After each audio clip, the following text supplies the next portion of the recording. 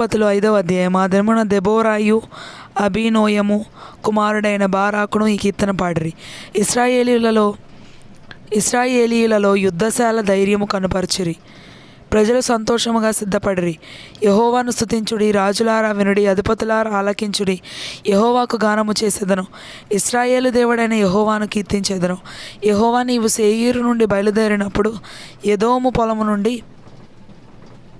బయలుదేరినప్పుడు భూమి వణకెను, ఆకాశము నీళ్లను కురిపించెను, మేఘములను వర్షించెను. యెహోవా సన్నిధిని కొండలలో నుండి ప్రవాహములు వచ్చెను. ఇశ్రాయేలు దేవుడైన యెహోవా సన్నిధిని సీనాయిలో నుండి ప్రవాహములు వచ్చెను.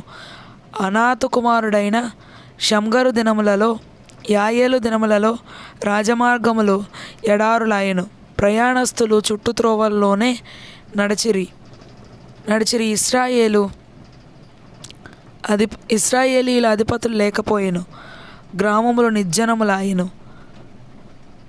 దెబోరా అను నేను రాక మునుపు, ఇశ్రాయేలులో నేను తల్లిగా నుండక మునుపు వారు లేకపోయిరి, అవి నిర్జనములాయెను.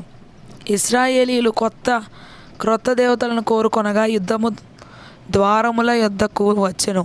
ఇశ్రాయేలీలలో 40,000 మందికి ఒక కేడెమే గాని ఈటయే గాని కనబడలేదు. జనులలో ఇశ్రాయేలీయుల అధిపతులు సంతోషముగా సిద్ధపడిరి. వారి యందు నాకు ప్రేమ కలదు. యెహోవాను స్తుతించుడి.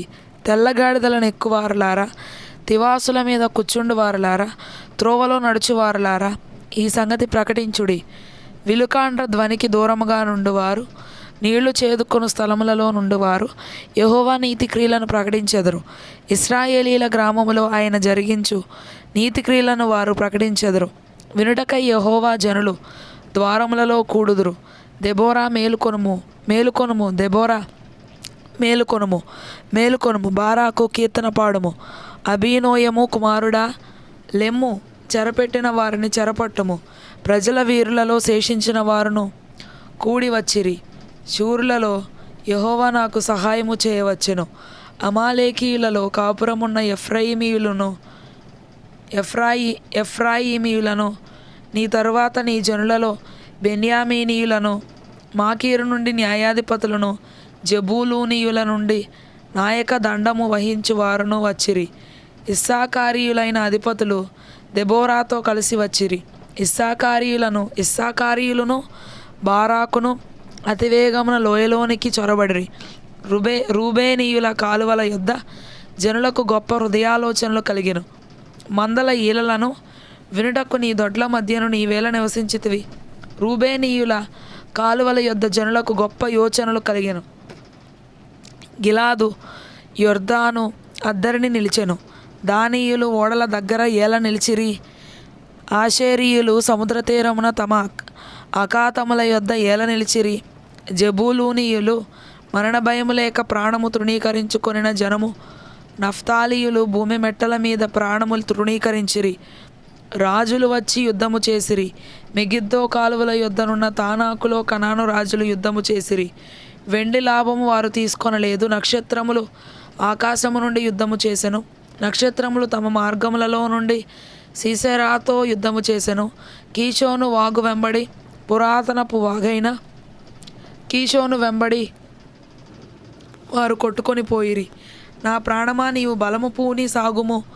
గుర్రముల డెక్కలు సూరులను త్రొక్కెను. గుర్రములు ఎగసి శూరులను త్రొక్కెను. యెహోవా దూత ఇట్లనను, మేరోజును శపించుడి, దాని నివాసుల మీద మహాశాపము నిలుపుడి.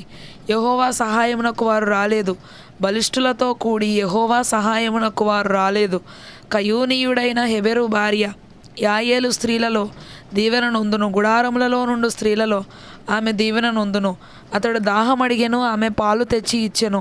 సర్దారులకు తగిన పాత్రతో మేగడ తెచ్చి ఇచ్చెను.